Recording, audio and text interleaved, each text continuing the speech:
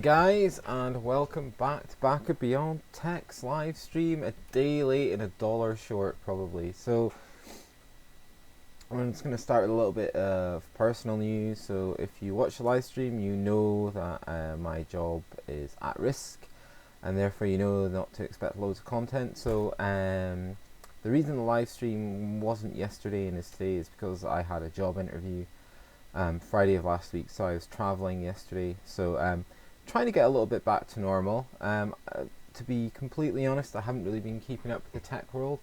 So I just caught up with it a little bit today, and it looks like nothing's really changed since I've been away in the week. All people are really talking about is AMD. Regardless of what Intel say, no one really wants to talk about them anymore.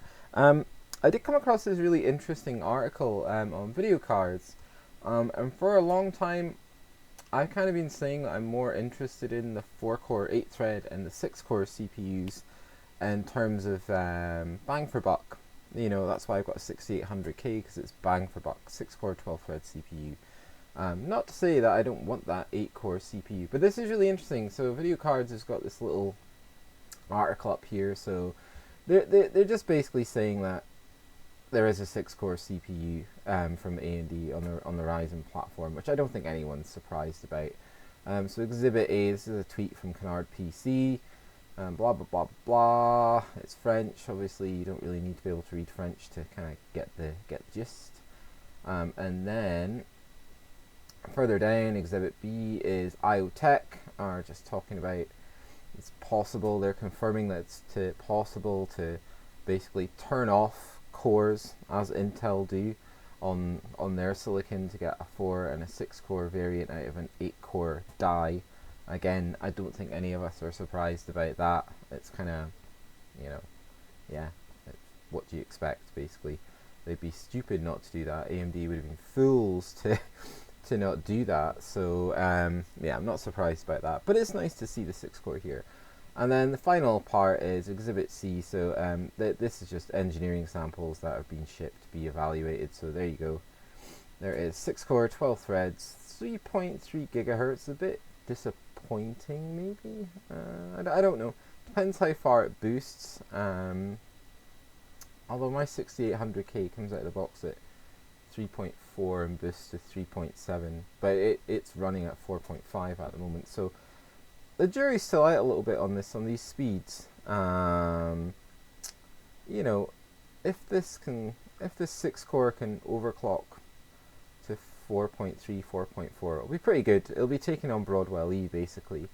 Well, it's nowhere near the kind of Kaby Lake frequencies, but it's also probably going to be a lot cheaper than the equivalent Kaby Lake X. It would be part, or Broadwell E part, I would think. So there you go, guys. There's a little article from Video Cards that I thought was quite interesting. So moving on, and yes, we are going to talk about AMD some more. So this is on WCCF Tech. They've actually got a reasonable amount of stuff that I would say is worth reading at the moment. They seem to have their finger on the pulse a little bit more. So AMD's Ryzen processor lineup leaked, completely leaked. Really don't like, if this is true, I really don't like the naming scheme they're going with. I think they could have done a hell of a lot better with the naming scheme. This is quite dull. Yeah, don't really get the thinking around this. Why you would go with R7, R5 and R3 kind of harks back to the old way they used to name their graphics cards, which no one really liked. I didn't like it anyway. But anyway, let's look into this. So, whole load of blurb here. So basically, R7, R5, R3 replaces the nomenclature that AMD were using internally. So Summit Ridge, 7, 5, and 3. So that's all that. It's just the branding, if you like, for that. Sorry guys, I've got to look at the other monitor. Just a little kind of teaser from Lisa Su, basically saying that Ryzen's going to be coming out at the beginning of March, which we all kind of knew was the case again. So here we go. So each series, so the R7, R5, and R3 will have an X model, which is more tuned for better overclocking results apparently. So this must be this kind of like super high-end chip they were talking about, or you know, I suppose Black Edition. You know, these cherry pick chips that they've been talking about for months online on the web, but you might have to pay a bit more for. I'm not sure if I agree with that. I mean, but then again, don't really mind because all the chips are unlocked, which is one up on Intel. And there are 17 models in the lineup, so that's pretty impressive, really. It's kind of up there with Intel in the way they're kind of breaking down their product SKUs. 17 seems like a lot. Kind of really don't get the point of this table. Don't really need to know about all this stuff. We all know about it already. Moving down, so let's go to the flagship. So this is the flagship chip they're talking about now.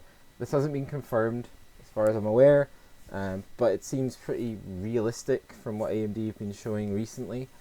So again, getting past the naming, which I don't particularly like, so R7 1800X with 8 cores and 16 threads at 4 gigahertz. So this is the kind of high-end chip that AMD have been talking about for months, and people have been talking about for months. That 8-core, 16-thread chip that is binned and you can buy for whatever price they set it at. Whether it's sort of between $500 and $700 US, who knows?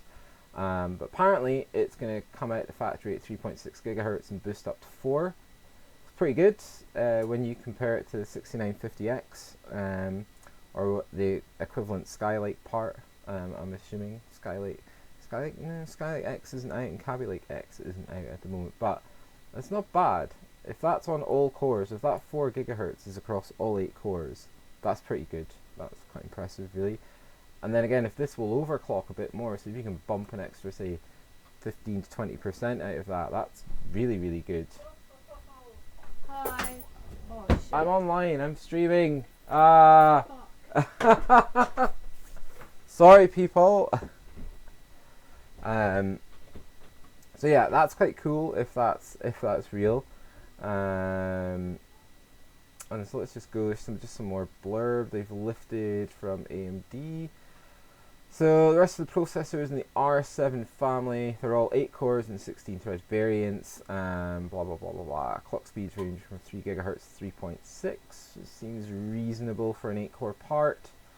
Include R7 Pro, R7 1700X. Oh, no. Oh, okay. So these are all just going down, I would assume, in quality and features. So, for instance, the AMD R7 1700X will tackle the Intel i7 7700K. Okay. So how many cores has that got? It's really annoying. It doesn't actually tell you. Processor samples. No, it doesn't say. 8.6. That's interesting. I'd like to see what this R7 1700X. There's obviously a cherry picked variant if it's an X variant. It's an R7, so it has to have 8 core. Now I don't understand that. So what's the difference between this and the 1800? Is it just purely clock speed? I need to look more into that. Odd that they're putting an 8-core CPU against a 4-core 8-threaded CPU. I suppose, well, 6800K is 6-core. So maybe this is a 6-core and WCCF Tech are wrong. I don't know. Yeah, that's confusing. I don't really get that, guys. Sorry. Anyway, moving on. R5 series, blah blah blah blah blah. Okay, no, so no, that doesn't make any sense. So the R5 series is 6 cores, 12 threads, 3.5 gigahertz base clocks, reasonable. This is a 6800K is 3.4. What will it boost up to 3.9? Okay, that's okay. That's actually okay. So 6 cores, 12 threads, comes out the factory at 3.5 gigahertz, boosts 3.9. So a little bit better than you're getting with the 6800K at the moment. It's not great, it's not going to blow people away, but then what is the price point of this chip going to be? The 6800K is like $400 plus chip. I really don't think they're going to be charging $400 plus for this 6-core 12-threaded chip. So that's the interesting thing. Plus, I can pretty much guarantee that the AM4 370X platform is going to be a hell of a lot cheaper than X99 or X299 if you want to jump on the next enthusiast platforms, Kaby Lake and Skylake X. I can almost guarantee that Intel charge a lot for a chipset. That is interesting. This is the chip I'm more interested in, I have to admit. 6-core model, blah blah blah blah blah. Yeah, that looks quite good. And again, they've just got a lineup that's obviously going down in kind of features and functionality, and obviously price point as well. So this is a 6-core example. So I don't understand why people thought that it would be hard for AMD to just fuse off cores like Intel do. But anyway, there's a diagram showing you what they're going to do. What a surprise, they're just going to fuse off 2 cores, and so therefore you're just left with 6 logical cores. 6 physical cores, 12 logical cores. R5 1400X will be the fastest 4-core. Now, this is interesting. So, so this is, will be a mix of, alright, okay, so the R5 series will be a mix of 6-core and 4-core models with hyper-threading or SMT. Now that's okay. So then this might be the chip that people should be interested in, the R5 1400X. I can't get over these names, guys, I'm sorry. Fastest 4-core 8-thread chip. Right, this is interesting. So this is what all you gamers out there should be aspiring to who might want to do a bit of extra stuff instead of looking at an i7 or an i5. So what does it go to? Let's have a look. Clock speeds cannot be determined, right? So they're not giving out the clock speeds for this chip. It's going to have to be impressive. To be honest, it's going to have to clock really high and overclock really well and stay cool. Maybe if it doesn't overclock that well but stays cool, it could take on Kaby Lake, but I don't really know about that. Kaby Lake is a very impressive overclocker, although there's no IPC gain over Skylake. You can push the core frequency very hard on that chip, which again has an effect. But are they going to be selling this chip, the R5 1400X, for $370 or $350? I doubt it. I really don't think they're going to be charging that much for it. I think this might retail for maybe $250, something like that. I would be very surprised if this is in the same price region as an i7. I'm thinking more i5. Let's have a look. So here, yeah, there's the 4-core, which is basically just half of this, which is what we'd expect. R3 series. I didn't really read much about the R3 series. It's 4 cores, 4 threads. So it's basically an i5. It's got a very low base clock. Is my only concern. For a 4-core, 4-threaded chip.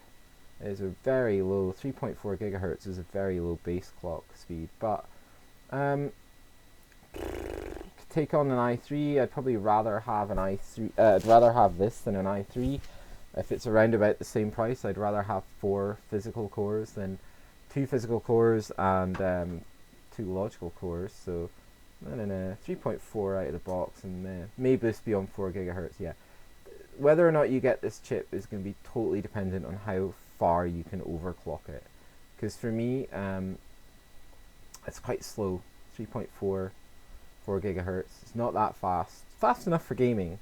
But again, price point. If they're pricing this at the same point as an i3, then yeah, why not? It's going to be pretty good value. So moving on, and then they just have a preliminary table. This is probably the most interesting thing, guys, that you can look at. There's that beast up at the top, which is going to take on the i7 6900K. This is interesting. This 8-core 16-thread chip here, the Pro 1800, is apparently taking on my chip, the 6800K. Interesting. That is interesting, actually. You would think that this, being 8 cores, 16 threads, being able to take on that the IPC should be similar across the range on this silicon. So I'm surprised that the R5 1600X, which is their top of the line 6-core CPU, isn't being put up against the 6800K. I mean, they're saying like this is lined up against an i5. I don't get that at all. I really don't understand that. I don't know. Maybe this is down to base frequency or predicted pricing. I'm not sure. It doesn't make much sense to me, guys. if it was me and if I was AMD and I was pretty confident in the performance of this thing, and I had a 6-core 12-thread part, and I was retailing it at like $250, and Intel's 6-core 12-thread part was retailing at 400 plus. I know what comparison I'd be making. I know where I want to steal the market there. I know there's not a lot of people buying 6-core CPUs from Intel, but still, to be able to say, look at this. And it creates more of a headline. You get more people on that 4-core 8-threaded platform and just on the 4-core 4-threaded platform looking at that as well. So I don't think by not directly marketing against an i5 or an i7 non-enthusiast level chip that you're going to lose that market. So that's interesting. But anyway, I've rambled on enough about this. Then it just goes on to talk about when it's going to launch and blah blah blah and aim for platforms. So anyway, who cares? Some more AMD news. It's all AMD this week, guys. I'm not an AMD fanboy. I swear to God, I'm running an Intel CPU over there. Ashes of the Singularity benchmark leaked. So this is with the Beast CPU that I suppose we better start using the name, the R7 1800X, the 8-core 16-thread Beast. It's set crazy. It's using a Titan X. Respectable. It's pretty good. There's no real comparison here with anything else. Blah blah blah blah blah. It will comparable. Yeah, they go on about the Ryzen chip, the decent overclock will be able to comparable performance and even beat Intel's $1,000 i7 6900K in optimized scenarios. It's quite interesting that the language is being kind of tiered back a little bit here. It's possibly not as in your face as it was a few months ago from AMD and from other outlets. So then they're just talking about motherboards and blah blah blah here. So yeah, I wouldn't read too much into this. This Ashes of the Singularity gets thrown around a lot. I've used this benchmark a couple of times, and to be honest, it's so flaky. You can run it 4 or 5 times and get complete, and not just like a little bit different, like a lot different results. I mean, it'd really be interesting to do this properly. If you're going to statistically look at it, is to, run this benchmark in one setup 100 times and run it in a different setup 100 times and actually look, run some form of paired t-test on it and see if there is actually a statistical difference, or if there is that a practical difference. So that's just my other head coming on. But yeah, I wouldn't read too much into this. Like, it was someone was gonna do this benchmark, but I wouldn't I wouldn't give this too much credence. It's interesting, but it's not the be all and end all, basically. And then some Intel news. So this is quite interesting. So this is from an interview that was done between Brian Kranjc, so Intel CTO, and a guy from Deutsche Bank Security. So this is quite interesting because it's kind of not the normal sort of news you'd get. Like, it's not Intel making a statement to the likes of us or to the community saying that we're not worried about Summit Ridge or Ryzen. So yeah, I mean, it's quite cool because they're obviously, Deutsche Bank are taking a different perspective on this in terms of what could happen to affect Intel's share price and ultimately their top line and bottom line in terms of investment portfolio. So this is it's quite a different angle to look at things from. So basically the guy here, Rossi Seymour, guy from Deutsche Bank, is asking Intel CTO what he thinks is going to happen in the x86 competitive market, the new architectures coming out from AMD. And it's quite a good answer, actually. Blah blah blah blah. Yeah, so he just talks about, obviously there's always a competitive risk in the environment, and Intel, are always focused on their own product roadmap. So they're almost brushing Zen and Summit Ridge aside and just saying, it's great, AMD are our competition, they're doing this, they've got to do something. Do we care? Not really. We're going to continue to do what we do, and that's it. And we've got our roadmap, and we're heading towards 10 nanometers and below Cannon Lake. So I find that quite interesting. I mean, it could all be bravado for the shareholders just to hold up the share price. But it could. I imagine there's a grain of honesty in that there is nothing Intel can do about what AMD are doing, and they just have to wait and see what Ryzen does to the x86 desktop market. That's it. Intel can't react before AMD dump it on the market. Well, they could lower prices, but then are AMD going to come that lower? Is the performance going to be there? I mean, it's all, everyone's under NDA at the moment. Anyone who has a Ryzen chip is testing, and they can't say anything about it. And you're getting these little leaks here and there, but there's nothing really solid coming out. So I kind of think good on Intel for not rising to it.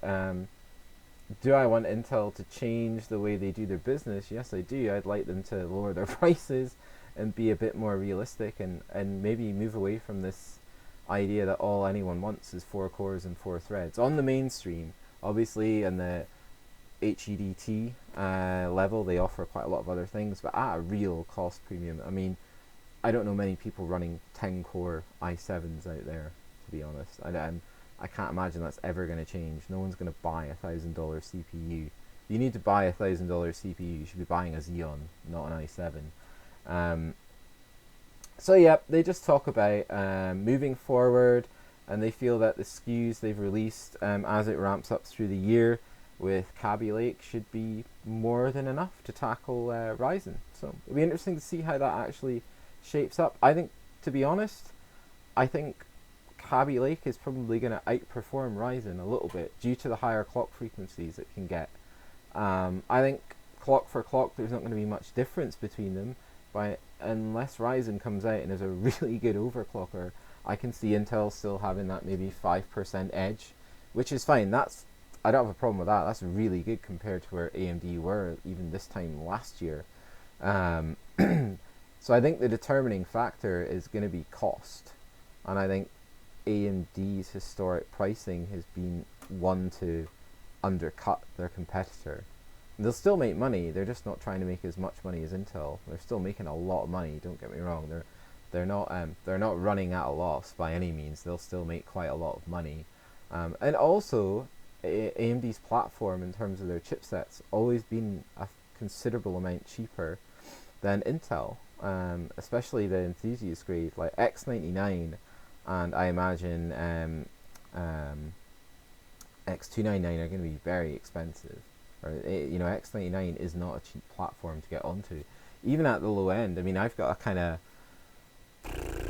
entry level, or just above entry level X99 motherboard, and it was still over £200, so whatever that is in dollars, like $250, $270 now. It's a fair amount of money to spend just on a motherboard. So yeah, interesting there from Intel. You guys can read into this, and they don't really talk about much else. That's really it. But yeah, it's quite an interesting message that Intel are sending to the market. Again, I think they're just basically trying to buoy their share price and not kind of show any form of weakness. And finally, to finish on Intel, again, I have not read this, guys. I just kind of saw the headline, which was kind of clickbaity, this picture here, and I was like, ooh, what's that? So if anyone knows more about this, comment on it, because I can't really talk about it because I don't know anything about it. So yeah, feel free to leave comments, etc. in the comments section if you're watching this once it's been recorded and uploaded. Again, get in touch with me because I've only kind of skimmed over this. So from what I can see, it looks like Lake Crest is what Intel are calling it, is a technology they're developing from a company they bought, and this company is called Nirvana. Get it? Nirvana. Yeah. So they obviously acquired this company last year, looking to integrate that technology into their silicon and into their corporate kind of commercial environment and sell on. So it looks like it's going to take on the kind of data center deep learning market and try and drive GPU driven deep learning out, which is where it's going at the moment. in silicon details will feature more raw power than GPUs. Yeah. So like I say, guys, I don't really know that much about this. I'm going to read this once the stream's finished properly. But I don't know how many people would be aware of this. So yeah, Lake Crest discrete accelerator for okay, so this must just be like for an SoC, and then they're going to move it on to Xeon, the Xeon processors with integrated acceleration. Right, okay, so that makes sense. Wow, that's quite cool. That's quite interesting. Um, yeah, so Intel making headway into the enterprise zone again. Obviously looking to maximize the money they can get out of the enterprise zone if indeed the pardon me, if indeed the kind of desktop market falls out, which I don't think it will, but I think they will lose. They'll lose some of their market share in the desktop market, certainly, and they'll certainly come under fire in the enterprise space as well from AMD, ARM, people like that, Nvidia. They're all wanting a bite of the pie at the moment, and Intel has been quite lucky for the past sort of decade, 15 years, and they've had quite a lot of these spaces to themselves, and they've been making a lot of money. So it'd be quite interesting to see what Intel can do moving forward.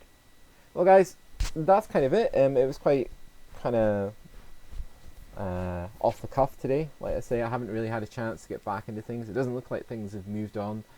I didn't think they were going to move on, to be honest. Nothing's really going to happen until March, I would have thought, and with all these new products coming out from AMD, and then as the year moves on through the different trade shows. So probably around May, June would be the time when things start to settle down a little bit more, unless Nvidia are going to refresh Pascal, which I think they probably will. So guys, if you've got any questions, I'm going to stay live for another few minutes, and feel free to ask a question, and I'll answer it if I can. If not, I'm going to wrap it up in a couple of minutes, guys, and I'll answer any questions you leave in the comments.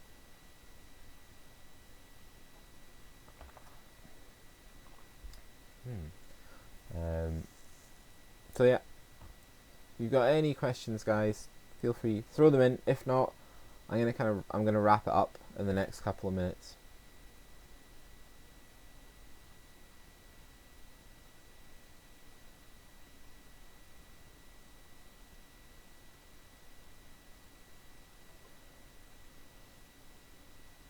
Alright, guys, so no one seems to have a question, so I am going to stop streaming, and I hope you have a good week, and I'll catch you again on Sunday for the normal installment of this program, and hopefully I'll get a video out this week. I have been working on stuff. It's just real life takes control sometimes. Anyway, guys, thanks for watching. Take it easy. Bye.